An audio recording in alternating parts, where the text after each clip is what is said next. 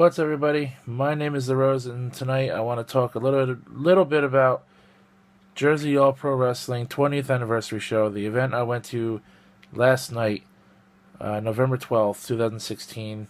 For those of you who will watch this in the future, I won't talk about everything that happened over the night. There's a lot of wrestlers that I've seen for the first time, so if I do mention something about them, I might not mention them by name because I honestly can't remember all of those new faces that I've seen as to who is who.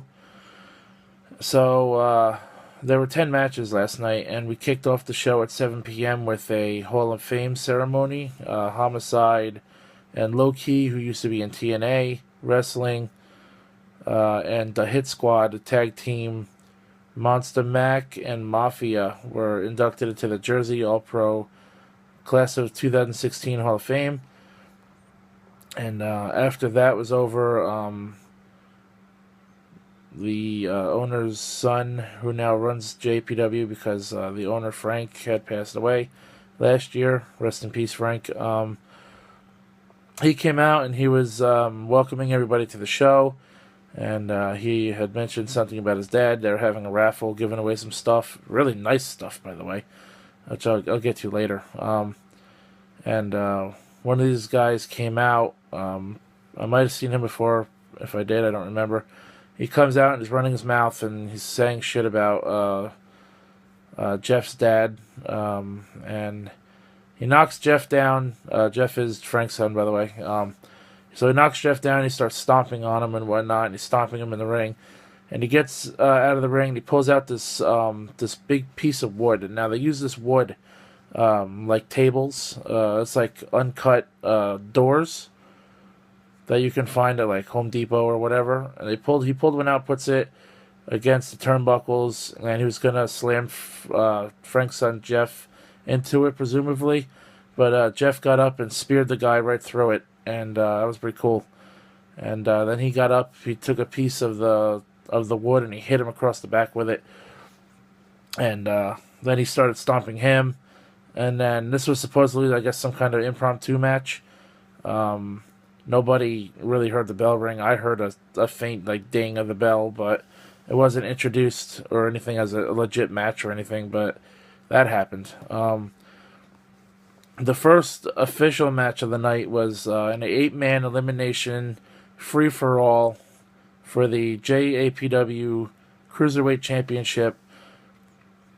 It was against Arcadia, Azrael, Suj D, Pinky Sanchez, Joey Janela, Steve Scott, some guy named Johnny Silver. I think I've seeing him for the first time. And there was one other guy I can't remember. I actually have the JPW page up real quick so I could at least get the guy's name. Oh yes, TJ Dunn. This was a really good match. Lots of spots everywhere. Lots of really awesome moves. A few moves off the top rope. Diving out of the ring. Springboard attacks off the top ropes. A couple of moves, high impact moves outside of the ring. There was Tope Suicida done in this match. Standing reverse Frankensteiner in the middle of the ring. Spike pile driver. Somebody used Randy Orton's leverage DDT, where he puts Randy Orton would put the guy's legs on the middle rope and then drop him down for a DDT. That move was done. A lot of super kicks, a lot of chops. There was a springboard moonsault done from the apron to the outside of the ring into the crowd. That was nuts. And there was this one moment where I believe it was Joey Janela that was launched over the barricade into the crowd, and he landed in somebody's seat. Thank God the seat was empty. And the guy then ran and jumped over the barricade and landed on top of him. That was fucking nuts. Overall, the match ended. Arcadia won. He is the light heavyweight champion. That was a really cool match. Lasted, I would say, an easy 20 minutes, maybe more. That was really cool. The next match that happened was Wrestle Pro versus the Private Party. Wrestle Pro had won this match. Honestly, this was the most boring match of the night. No offense to those guys, they all worked their asses off. Everybody in this event worked their asses off, and I really enjoyed the wrestling.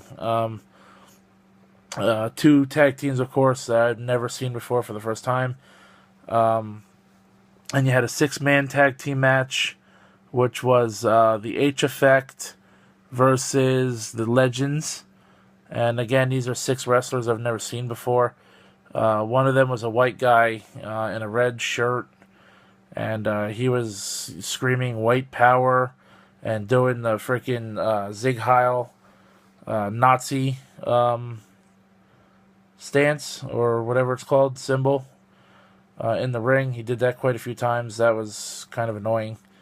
I really don't care. I didn't really care much for this match either, as I was seeing them all for the first time as well. Then we had a women's match that was scheduled as a triple threat women's match, and it ended up being a single women's match. It was Alicia versus, I want to say her name would be Diana or Dana Perazzo, and Sumi Sakai. Dana, or Diana, she wasn't there. Alicia versus Sumi. Sumi won. She got busted open. She was bleeding all over her face and shit. That was pretty cool. And that match, it was alright. For a women's match, I think they did a pretty good job. Certainly not the worst I've seen, but I've seen better women's matches. Then we had a CZW Showcase match. This one was probably my third favorite match of the night. CZW, for those of you who don't know, stands for Combat Zone Wrestling. They're based out of Philadelphia, Pennsylvania, which isn't very far from me, actually. And it was DJ Hyde versus Matt Tremont. And this was a hardcore match. They used chairs. They used the barricades. They used thumbtacks. It was fucking crazy. The outside portion of the match, for the most part, happened right in front of me. I was sitting... Technically, there was no third row, but I had made a partial third row from where I was sitting. There's a lot of people that were sitting in the bleachers decided to take the leftover chairs and made their own rows out of the chairs. So where I was sitting was technically would have been third row, which is pretty close to ringside, but those chair shots are pretty loud. And there was, like I said, there was a thumbtack spot. I don't remember in this match who was who. One of them had gotten slammed into a pile of thumbtacks, which was the first time that I've seen a thumbtack spot in person. It was pretty fucking cool. So after the first 5 matches, we had an intermission. Intermission lasted maybe 20 to 30 minutes. I want to say it was less than 30 minutes. During this time, Alberto El Patron was out signing autographs and taking pictures for $20, which really doesn't sound like a lot of money, but I just didn't have the cash on me. Otherwise, I would have took a picture with him, and at the very least. But I got to meet Paige, and he said that the reason he left WWE was because his doctor had prescribed him a medication that was against WWE's wellness policy, and he took the medication anyway, and he was fined and suspended by the company. He appealed the suspension or whatever, and they suspended him anyway, and he got the fine, and he just had enough. And he left the company. He wanted out of his contract, and he says he has currently no plans of ever returning back to the company. So there's possibly a chance that we'll never see Del Rio or El Patron in WWE ever again. Paige was also there with him. She was not allowed to sign autographs or take pictures at all. Probably because she is still technically contracted by WWE, so I'm thinking that's why she was not allowed to do so. But they were pretty cool people. I mean, I got to see them. Paige was actually sitting ringside as a ringside guest for the women's match I had briefly talked about before. I got to take a picture of her. Not the greatest picture, but as close as I was able to get to her at the time. Later on, I took a better picture of her, closer up in person. So after the intermission, we came back, and we had what match was up next? I don't remember if it was. I want to say it was the Lucha Rules match. Yeah, I want to say it was the Lucha Rules match. The Lucha Underground team, Drago and Aerostar, they wrestled a team named EYFPBO, which I've never seen either of them before, and I never heard of them before. And I believe it was in this match that one of the guys from FYEPBO, whatever the hell I just said, one of them said out to a fan something the fan was yelling out to him, and the wrestler goes, yeah, well, your mother sucks my cock, or whatever. And I'm not even joking about that. He actually said it. And then my mom yelled at him. She goes, we have kids in the audience, you fucking pig. And then about a minute or two later, there's another guy up in the bleachers screaming at the same fucking guy. And then he yells up into the crowd, and he basically told the guy to go fuck himself. This is fucking crazy. I'm not 100% sure that it was this match, but it definitely happened. Then after that match, we had... I'm trying to make sure I'm not skipping anything. We had singles action. By the way, I'm probably not telling these matches in order. We had singles action between a man named Kyle the Beast versus Joker. I've seen Joker wrestle before, but Kyle the Beast was new to me. This match was alright. I don't remember how long it lasted. And I actually don't remember who won the match. It was alright. There was actually a lot of outside action outside the ring in this event, which was actually something, because in the last few events that JPW have been to, they haven't had many outside of the ring spots. Then we had the JAPW Heavyweight Championship match. Black G's, who had surrendered his Cruiserweight Championship for an opportunity for the heavyweight title versus B-Boy. Now, I had seen both of these men wrestle previously. It was a really good match. Some back and forth action. I'm glad Black G's won. He deserved it. He put on a post-match speech, and the crowd pretty much ate it up. I'm glad he won, and I can't wait to see him wrestle again. And then we had the co-main event, which was the match everyone was waiting for. Alberto El Patron versus Sami Callihan. I've never seen Sami Callihan wrestle before. Obviously, Del Rio, El Patron, he put on a really good match. Sami Callihan was actually beating him for most of this match. And, of course, El Patron, being the former WWE superstar, former champion that he is, was not going to lose this match. It was it was really obvious. You know, big names at these house shows, they're not going to lose. This match was pretty cool. It was probably about 15 minutes or so. After the match, El Patron put on a post-match speech. He was pretty much shitting all over the WWE, taking stabs at them left and right, saying how he left that other place he called WWE. He didn't mention them by name, but when he said that other place, everyone knew what he was talking about. He said he left. He basically called them garbage. He said he wasn't happy there. He said something about the fans. He said the people last night are the real fans of wrestling. And he said, we're not entertainers, we're wrestlers. And the crowd just went nuts when he said that. And he invited Sami Callihan back into the ring. And they had a moment together.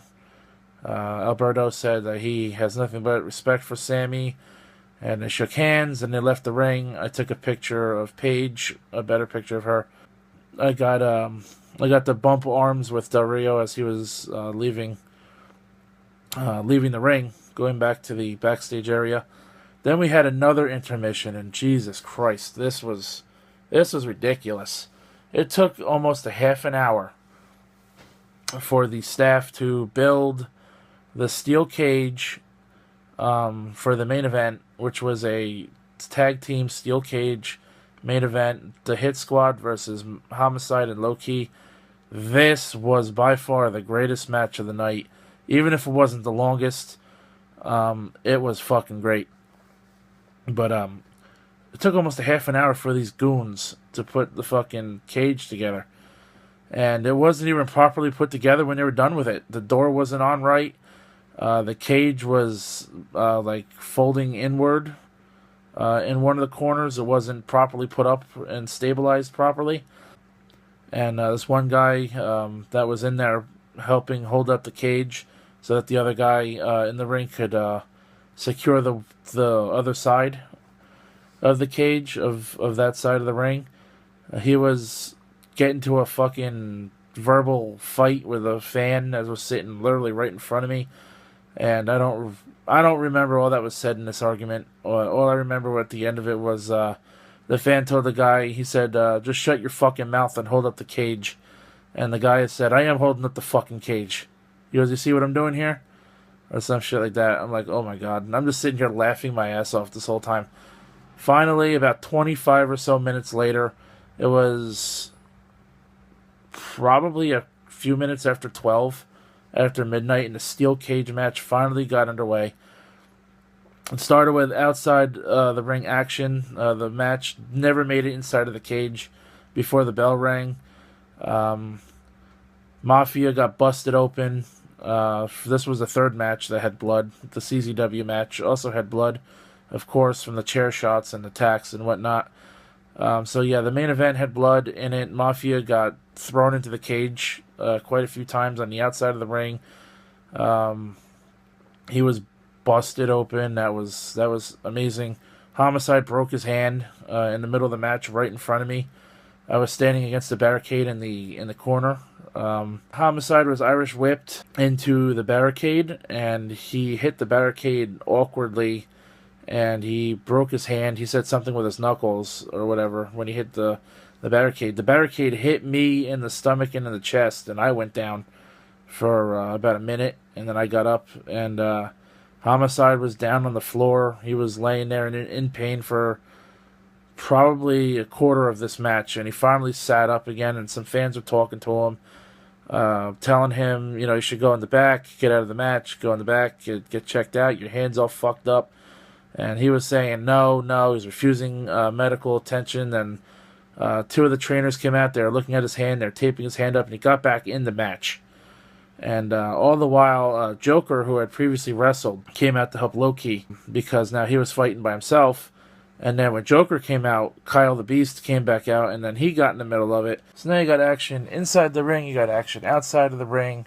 And after I got hit with the barricade, I moved to the other side of the ring, which would be the side in front of the bleachers. I was trying to follow all of the action. I was trying to get decent angles to take some pictures of the match. With this main event, practically everybody was standing up, so it was kind of hard to take pictures. I did get a few pictures with my mom's phone. My phone died at this point, so I had to use her phone, and of course on her phone the camera is a bit different.